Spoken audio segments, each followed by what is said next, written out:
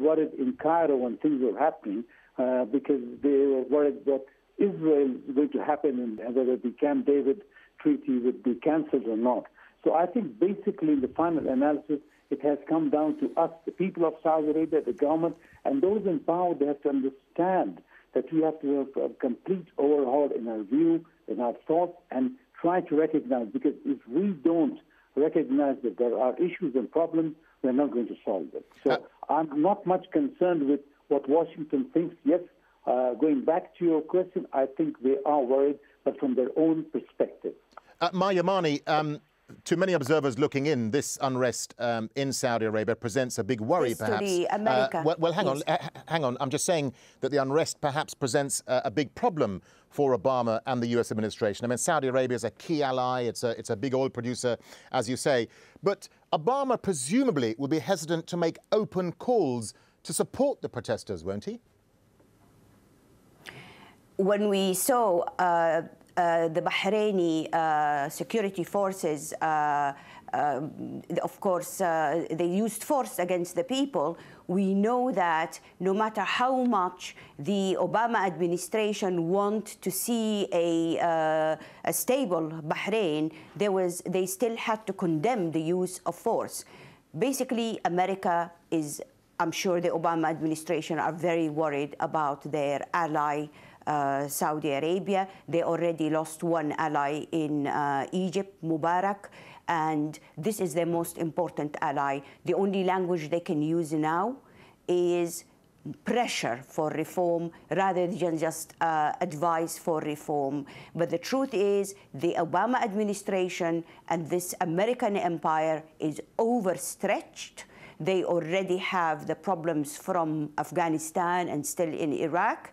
And there is nothing they can do to help the Saudi rulers from their own people. Okay. In the days, they could help them from Saddam Hussein, protect them from outside threats. But now it's the time for the Saudi monarchs to deal with their own people and find a solution so that they can survive this. OK, Abdulaziz Al-Khamis, let's get a final thought from you before we go. I mean, was this a time bomb waiting to go off? I mean, is the Saudi regime in denial about what its people really want? Just briefly.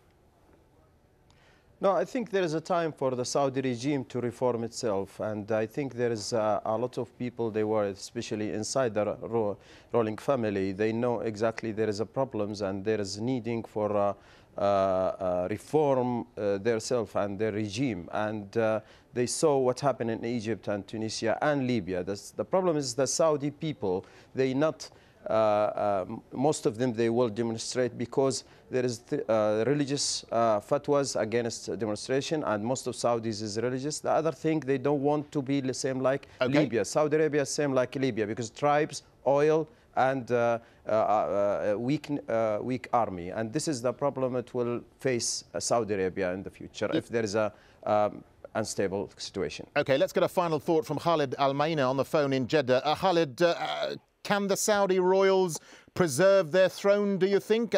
Can they embark on the reforms that we've been talking about today?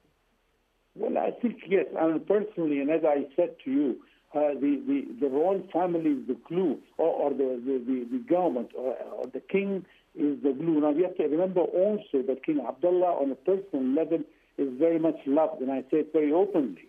He's loved by the people. He would like to do a few things, but then at the same time, you have to systemize what one is doing. I think they will hold. I think people would understand there's a lot at stake.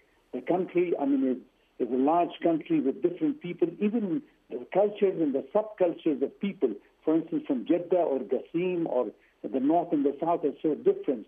You need a pillar, but at the same time, you need a pillar that has to be re-anointed. You need one that really should stand. And also, the idea is to listen to people. And I wish the government would listen more, because by doing that, you come to terms for something that's going to happen in the coming few years. OK, we have to leave it there. Thanks to our guests, Abdulaziz Al-Khamis, Mai Yamani and Khalid Al-Maina on the phone. And thank you so much for joining us here on this edition of Inside Story. We, of course, welcome your comments and your suggestions. Please email them to us at insidestory@aljazeera.net. From the whole team here, goodbye for now.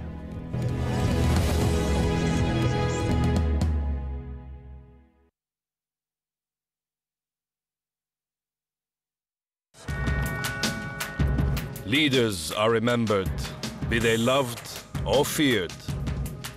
Alone they are inscribed on the pages of history. But what of the men and women whose hands build their monuments and whose blood stains their battlefields? The people who, against all odds, wield the power to reshape history. People in power at this time on AlJazeera. احنا الجزيرة الإنجليزية عم نسأل الناس ليش جايين اليوم. Wherever the news, whatever the story,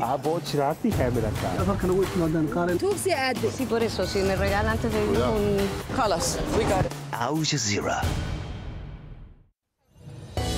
A debilitating condition afflicting millions of women across the developing world. Sometimes it is not possible to cure a patient with fistula. We have to prepare her psychologically. Revealing the human stories behind fistula and its intimate connection to poverty. A powerful new series exploring global maternal health. Birthrights, at this time on AlJazeera. From the ancient traditions of the written word to the power of photography and expressions of identity through dance, art is a constant feature of the human landscape. An underground theater group fights for democracy.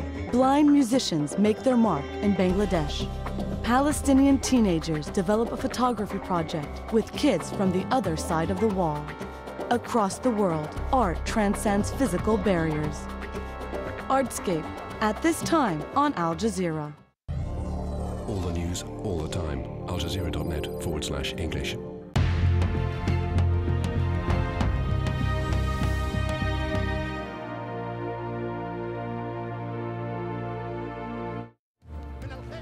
Libya's opposition says Gaddafi has offered to step down if he can avoid prosecution. The government says that's absolute nonsense. This as Gaddafi's forces fight back, bombing Ras Lanuf in the east and surrounding AlJazeera to the west.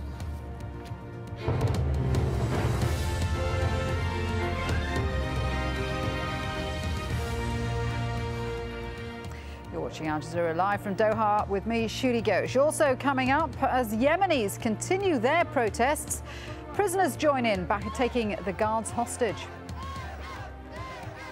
And a car bomb at a petrol station in Pakistan kills at least 20 people.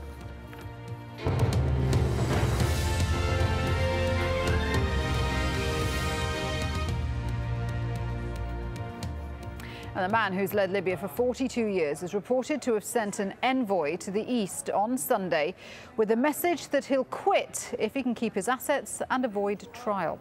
The opposition National Council says it's considering it, but the Libyan government denies Muammar Gaddafi ever made that offer. On the ground, the fighting's still raging, and Ras Lanuf witnesses say there have been at least 6 airstrikes and residents are leaving fast. Bin Jawad has also seen more attacks on Tuesday, according to witnesses.